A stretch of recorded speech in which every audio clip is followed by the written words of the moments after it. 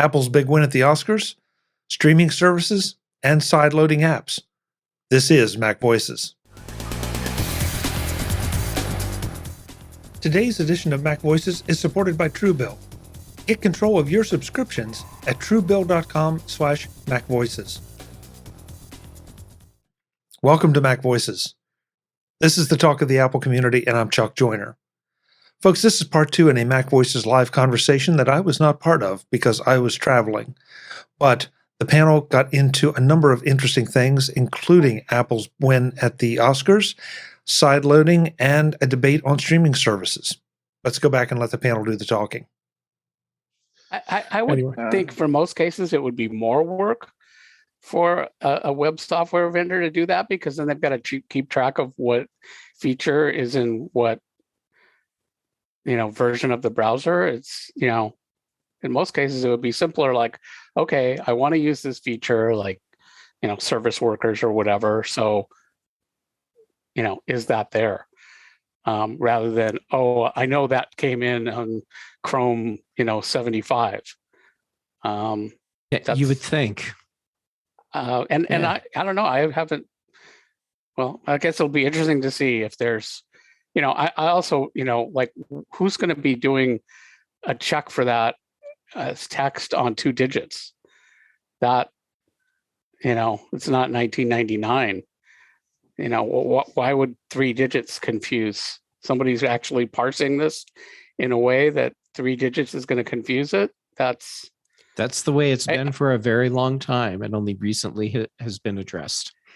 Yeah. And I know it's crazy to hear me say that, and you're right, it's stupid, but what do you mean it's been done that way for a long time? I mean, this code is going to be JavaScript code.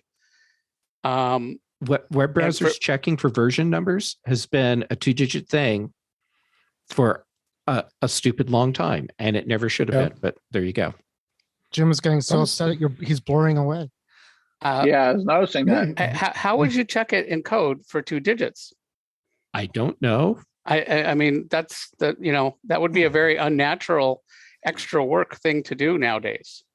Any lazy developers in the YouTube channel there, Dave, that we could ask what's going on? Somebody has to settle this.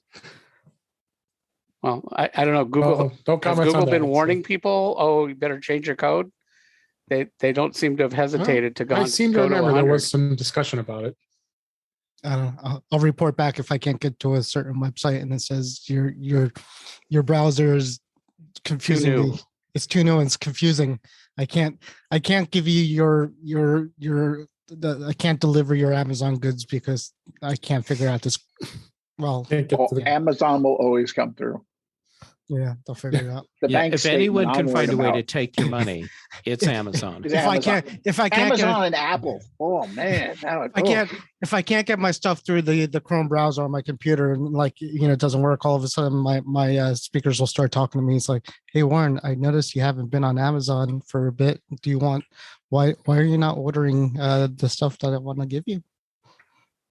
And then I'll have to hide. And I can tell you, Firefox won't be too much further behind because they're at version 98 at the moment. So, but Internet Explorer will always be behind. Yeah. Right. And Warren gets the best joke of the night. Thank you. It can go behind and die a long death. We could all act out the meme of Internet Explorer saying something that Yes. 5 years later. Goodbye. Warren, I thought I did good with my Microsoft Edge XP joke, but your Internet Explorer joke wins. Thank you. The night's still young. I want to go back into the chat here. We're briefly back. It's about monitors. I wanted to point out Brian F. Said, I tend to think that the prices are right when they should be, and the market will dictate whether it works or not. It doesn't. If it doesn't, Apple will have to either lower the price or discontinue it. So, yeah, I guess I can kind of agree with that. And he's right. It's the same with printers. I mean, this is exactly what happened with printers. 5 years ago, 6, 7, 8 years ago, printers were stupidly expensive, all of them. And now they're all cheap. Right. And now the market agreed that, okay, well, this is what we're doing now. I guess we're selling printers that we used to sell for $600 for $60. and that's how it's going to be. And then make it all up on consumables. Yeah, and that's why when somebody's ink runs out and it's like a 3-year-old printer, I usually say get a new printer. When the weld runs dry. Yep. Next topic I wanted to bring up is, of course, there was lots of controversy, which I'm going to make sure we avoid with the Oscars that was brought. Let's jump into it this past Sunday. Yeah, but what I want to talk about is the fact that Apple TV Plus and the movie Coda won Best Picture. It was Apple has become the very first streaming service to actually get Oscars top prize. Right. They picked up 3 awards. It was Best Picture, and it was Best Actor, and I believe it was Best Screenplay too, wasn't it? I think that was one of the 3s, if I remember correctly. I could be wrong. But only what's great about it is it's Best Supporting. Yeah, I was right. Best Adapted Screenplay and Best Supporting Actor, the Troy Kotsur, and it was very touching, to see that a deaf actor that won such a prestigious award. If you didn't win, it would have been a slap in the face. Yeah. Hey, that'd be great at WWDC. Great bringing that up. Do a takeoff, and they should have Tim Cook bitch slap Federici. It would have been. It was a slap in the face that the Tick Tick Boom didn't win, because that was a good movie too. But as I'm going to steer away from that, you're not doing very well. Like a slap in the face. A fun fact: Marley Matlin. Actually, her and I were in the same graduating class in high school. Oh, really? Cool. I didn't know that. No. Did anybody know that? Yes. I did not. So I didn't know her that well, but they did have a pretty awesome deaf program at my high school back in those days, and they've obviously gotten a lot better in a few as time has gone by here. So you saw the movie, but Apple right? did. That's one thing I didn't do. I did not see this movie yet. I need to go see it. Your bestie Marlon Mountain was in the we're not besties. I just mentioned that as a fun fact, but I didn't see it either. Who has seen this movie? Has everybody on this panel seen this movie yet? I haven't. I have not. I was going to watch it this afternoon to catch up, but it's like, So I wasn't until I read that Maitland was in. I will watch it. I mean, it looks fun. No, I'm not. But no one on this panel has seen it yet. No. Is that right? Which is ironic. Wow. That is correct. None of us have. Well, we all love Apple for what they've done. So, but I mean, really, what reason why I wanted to talk about this a little more? The reason why I wanted to talk about this a little more because Apple paid $25 million, which was quite a record for streaming rights on this movie. And I guess initially they tried to buy it outright for worldwide rights, but they didn't get it. But it was clearly a shot in the dark. It was going to be a bit of a challenge to see how well this movie really did, and people were watching it, and obviously they were, because it got a lot of critically acclaimed. Right. But I guess what I want to learn about you guys is are we going to see more of these types of movies and get such prestigious awards like an Oscar? In streaming services, not necessarily just Apple TV Plus. You have the big boys like Netflix and Hulu and others. I think what's happened with Apple has become basically a playground where you can take something that you would take in development or pitch to a major studio, and the studio would base their decision pretty heavily on the ledger and how people would react to it. Whereas I get the feeling from some of the stuff I've watched on Apple TV Plus, sometimes they will give the artist a little more free rein to follow their idea. Because it's not like, they're going to get bankrupted. Now, it's not like if it was Universal and they dumped, so many $100 million into one project and they took a bath on it. Apple could dump $100 million to anything, take a bath, and it won't mean anything. Netflix will release anything. I mean, Netflix is the definition of what you're talking about. They buy any movie, and they, some things stick and some things don't, but they have millions of things you never even heard of because there's just so many things out there that they're buying and trying to put out there. And it's exactly what you said. It's whatever sticks, right? So some things stick, some things don't. they got in at the right time for this, obviously, because of the pandemic. So, and also the pandemic changed the way we watch movies, and I think that's going to continue, right? Because now the line between watching at home and watching in the movie theater times have changed as far as how soon. I think Spider-Man is out already now on streaming.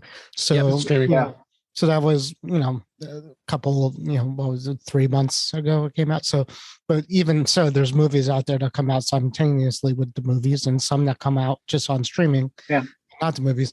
And that's because of the pandemic and what we changed during that time. So, and the movie industry had to deal with that. So you're going to get a lot more streaming services, hopefully getting better things, because just like the rest of the world who changed their infrastructure to a work at home kind of thing, the movie industry changed it to a movie at home kind of thing for people too. So the paradigm. And the more they make the technology more advanced, like spatial audio is a first step, but the more they do stuff like that so that you could sit at home, and it's like, I can't tell you personally how many times I've been to a movie theater and all of a sudden I'm like, oh, I got to go use the restroom. I come back and I talk to the person I came with, and they go, oh, you just missed. And it turns out it was the best scene of the movie. Here, I can stop the thing. I could go run out and get a pizza if I want and come back, and I won't have missed anything. In fact, I can go back and play it again and again and again. And you can turn on closed captions. If I could read. You can turn them on. I didn't say you could read them. I saw a story today in Macworld that I thought had an interesting take on this. Apparently, Apple bought this movie a couple days after it was shown at Sundance. Right? Oh, so they had nothing to do with the production of this movie. It was already in the can. So it's not like, for example, Ted Lasso, Apple did get involved very early, basically from a pitch. But, Apple really had nothing to do with this movie creatively. They just came in with a pile of money and bought the distribution rights. That's like fine, Huh? That happens a lot. No, I mean, there's nothing wrong with that, but it's just sort of, it's not like Apple, made an Oscar-winning movie. Yeah. They just distributed an Oscar-winning movie. Mm-hmm. Yep. And and there's lots of movies that hit the theater or other streaming services exactly the same way. It's just how the business works. Right, but it's just sort of the, all the fuss that, well, this is the first streaming movie to win an Oscar, which is true, but it wasn't made as a streaming movie. It was just made as a movie, so it's not really that. It was being shown in theaters too. What's that? Point. It was being shown in theaters at some point. Was it? Yeah, which currently is a requirement to qualify for Oscar consideration. So correct. Even overseas, by what, the end of the year? International too. It was being. In fact, I think it is being shown internationally in movie theaters. So, well, that would make sense if they didn't get the international rights to distribute it. So, right, yeah, because people can't watch it there. I like Finch. That was a good one. Finch was interesting. It was like Wilson Part 2. I love Finch. I mean, I said in my chat. Finch was good. If I was a human dying, I would, if the world was going to crap, I would build a robot to take care of my dog before I died. That's the story. That's the moral of the story, and it's a great story.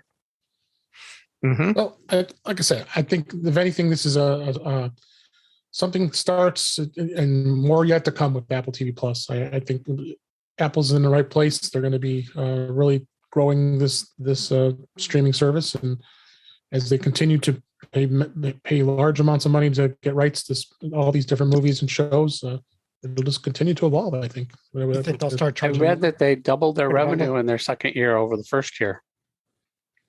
Yeah, you think they'll raise the rates of the service? I mean, without the bundle, it's still $5, right? I think. Right, it's $5 a month. Yep. Yeah. So I'm surprised, they could kind of use it as leverage to bump it up more. I think they're going to keep the price low for quite a while.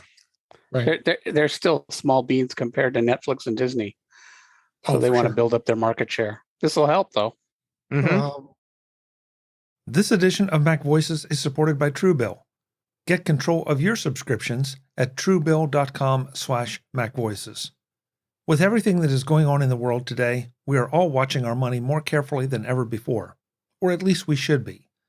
With Truebill, you can track your subscriptions to be sure you are paying for the things you really want and use, and aren't wasting money on those you forgot about or don't remember signing up for. Take control of your subscriptions with the new free Truebill app.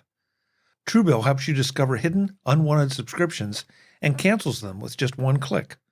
Truebill empowers you to save more, spend less, see everything, and take back control of your financial life. Start canceling your unused subscriptions at truebill.com/MacVoices. Go right now, truebill.com/MacVoices. It could save you thousands a year. truebill.com/MacVoices. Thanks to Truebill for supporting this week's MacVoices. The thing that Disney and Netflix have banked completely on is buying up back catalogs. And I'm wondering, in how many decades are subsequent generations going to be that interested in those back catalogs? For us, it's sort of like a blast of the past, and it ties into emotions and other things. I'm wondering if people 2 generations down the line are really going to give a rat's about some of this stuff. They will about some. We're going to be the back catalog, right? Whatever's coming out now is going to be the back catalog. Okay, bingo. There you go.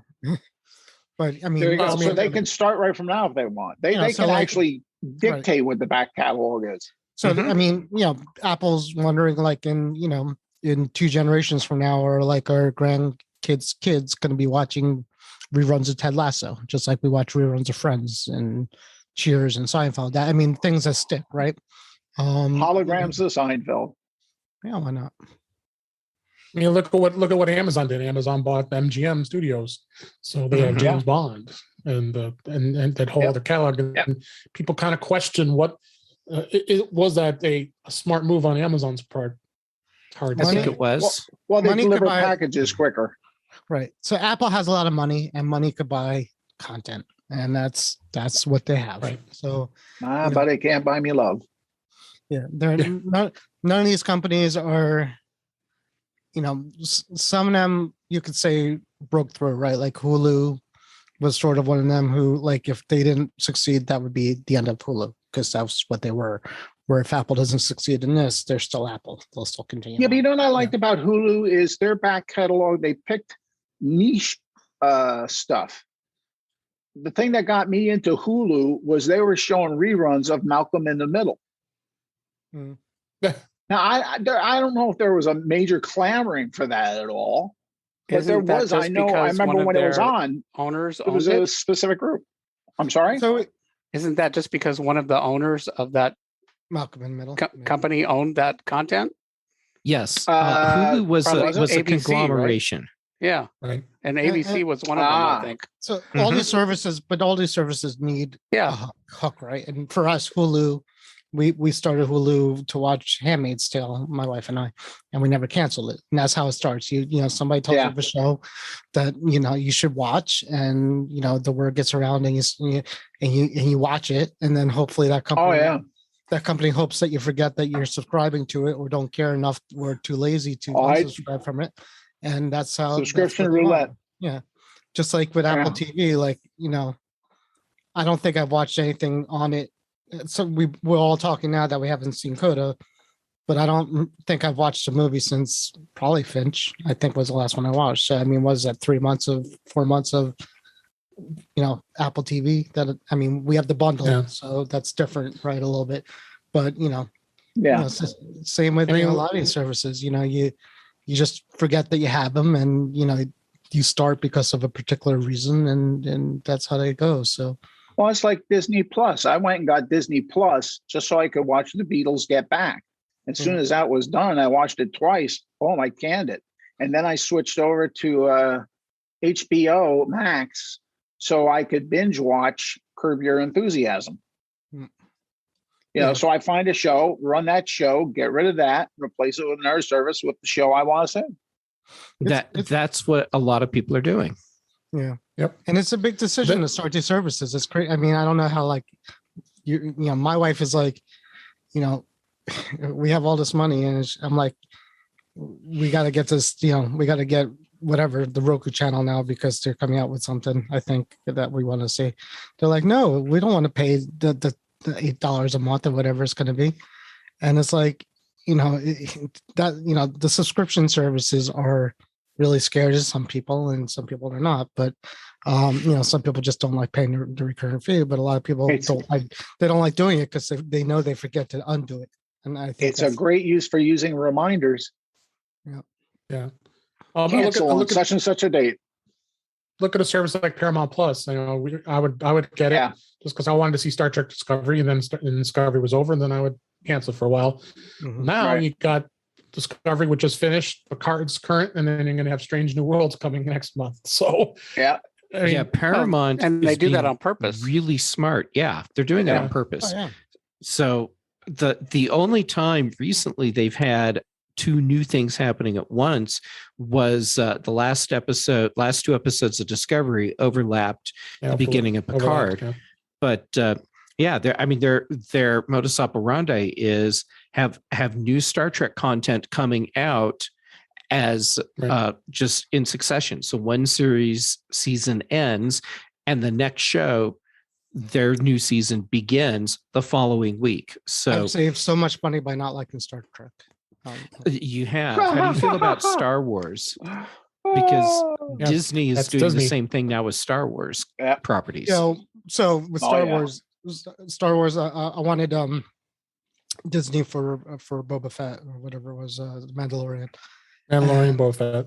Yeah, and well, I wanted for Mandalorian, not for Boba Fett, obviously. So, but one of my family members had logged into Disney on one of my TVs, and that forgot to sign out in my house. So that's how I watched The Mandalorian. But then when Boba Fett, you know, then I'm like, should I start it? Should I actually buy it? Because then they canceled, and of course we lost it too when they did that. So, you know, I had decided I was going to do it for the Boba Fett thing, and then I heard it wasn't so good, so I didn't do it. But that's, you know, that's how these things work. You know, if the Boba, you know, that's how they try to string it along. And if the Boba Fett or the new Star Treks that you guys watching aren't as good as you would hope, then people start talking about it and say, you know, wasn't there a Star Trek that everybody hated recently? There's someone that hates every Star Trek. So the answer is always yes. There was something that a lot of people didn't like. There one iteration of one of the Star Treks not too long ago. Discovery, every season was up and down. Some seasons were great, some were not. So to some people, I enjoyed it. So I didn't watch Boba Fett, the Book of Fett, so maybe I should. I don't know. All right, let's go ahead and move off with this topic. Let's the news this week. The EU's Digital Markets Act was put out here, and Apple would be forced to allow sideloading and third-party app stores under this new EU law. You know, Jim, you actually suggested this topic, and why don't you give us some of your thoughts of where this is going, and what since you being the developer you are, and how this is going to affect Apple. Well, I assume Apple's going to try to figure out how to fight it and drag their heels. I don't think I haven't seen anything of them responding to this yet. But I can't imagine that Apple is just going to be like, oh yeah, sure. And it's a pretty tight timetable too. They're talking, you know, the people in the EU are saying, oh, this is probably going to go into effect by October. So that would, you know, in addition to, you know, just technically, you know, if Apple was going to be like, oh yeah, great, we're going to definitely do that, I would think they would, you know, be burning the midnight oil right now to get, you know, prepared to do that. I'm assuming they've been burning the midnight oil well before this announcement, but it's their legal team, right? Not their developers. Right. Yeah, but I'm saying technically, even if they were to be like, yeah, we're going to comply, that's going to be a big technical job. So I assume part of their legal thing is they're going to say we can't possibly do that in that time frame. Well, and I haven't read the new Verge article to get all the details, because why in the world would I let the facts get in the way of my opinion? There you go. It's not just the Verge either. It's all over. It's all over. Yeah. So what I shared. No, I just want to make sure that Jeff knew that. Yeah. Okay. Cool. So, so my assumption is, having not read the article, I've been like ridiculously busy the last few days. I feel like I'm behind on the news. I'm glad I'm here so you can catch me up. My assumption is that if this EU law goes into effect in October, what it really means is that October is when the law goes into effect and starts the countdown to when companies have to have enabled side loading before they start getting fines. I don't know. The stories made it sound like the fines were going to start right away, and they were going to be based on a percentage of the company's total revenue, worldwide revenue. So it was, designed to be not something that Apple could just write checks and say, we're going to, ignore this and here's your $5 million. It sounded like it was going to be in the multi-billion dollars of fines. And it said that they have to allow multiple app stores. I think they have to allow side loading in general, but I'm not 100% sure in that without rereading it. They have to allow, like, for example, you to replace Safari, and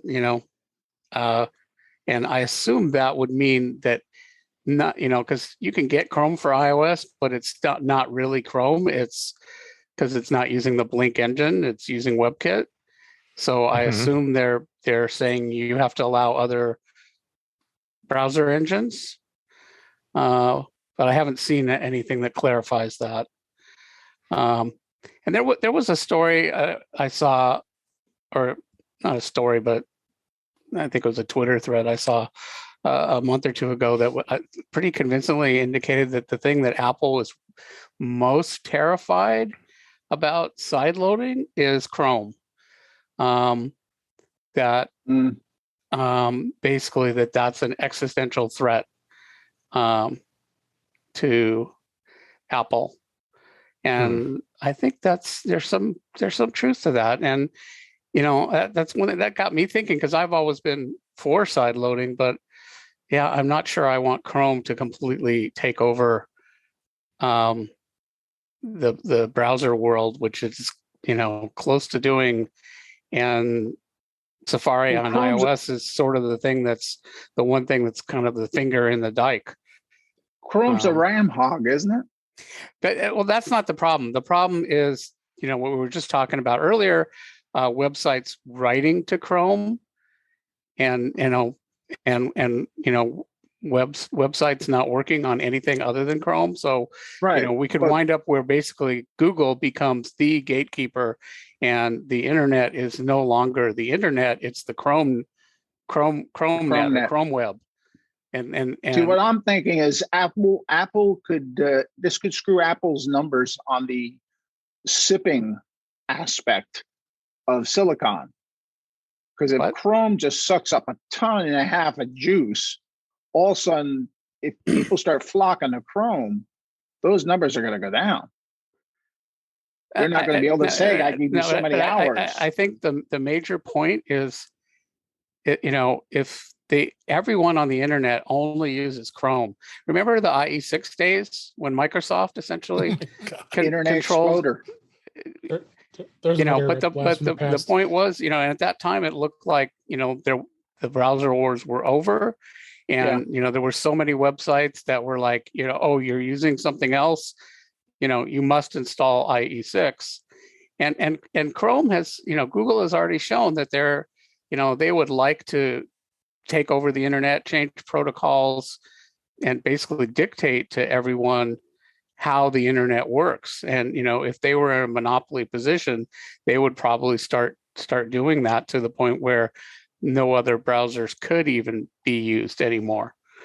So that is a very worrisome thing, that, it's sort of a side effect of no side loading, that, well, there's a very popular platform with 1 billion devices that cannot, Chrome can't be used. So, web publishers generally don't want to ignore iOS devices. So they do make sure that their stuff works on Safari. But if the Blink engine ran on iOS, we'd probably start seeing a lot of websites saying, yeah, just use Chrome. And, that's it. And we'd have a monoculture. I don't want that. No, I don't either.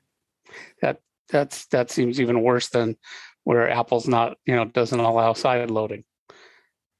It's like out of the frying pan and into the fire.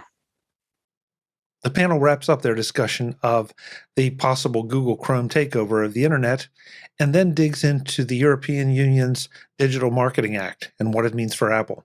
That's all next time on Mac Voices, and I hope you'll join us. Until then, and as always, thanks for watching. Visit MacVoices.com for show notes and to connect with Chuck on social media. Get involved in our Facebook group or like our Facebook page, and get more out of your Apple tech with Mac Voices Magazine, free on Flipboard and on the web. And if you find value in it all, consider supporting us through either our Patreon campaign at patreon.com/MacVoices, or by making a one-time donation via the PayPal link on our front page and in the show notes of each episode. You will join these fine people who help bring you Mac Voices.